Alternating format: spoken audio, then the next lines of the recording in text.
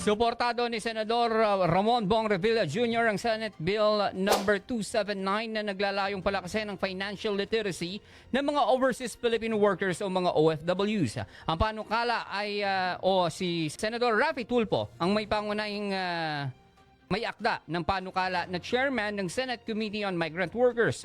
Layo nitong isamang financial literacy orientation sa mga pre-departure orientation seminars ng mga OFWs at pag-require sa kanila ng post-arrival training seminars.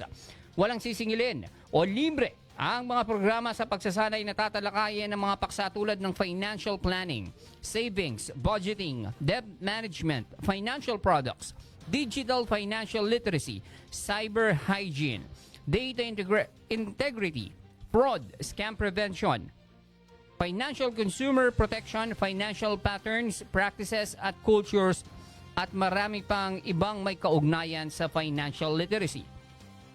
Ayon ho kay Senator Bong Revilla, makakatulong ito sa mga OFW upang masigurong hindi masasayang ang kanilang sakripisyo sa ibang bansa at magkaroon sila ng magandang kinabukasan para sa kanilang pamilya. Paliwanag pa ni Revilla, ang kaalamang pinansyal ay isang makapangyarihang kasangkapan na magpoprotekta sa bawat OFW dahil bibigyan sila nito ng kinakailangan na kaalaman at kasanayan upang pamahalaan ang kanilang mga kinita abroad maging ang kanilang mga investments.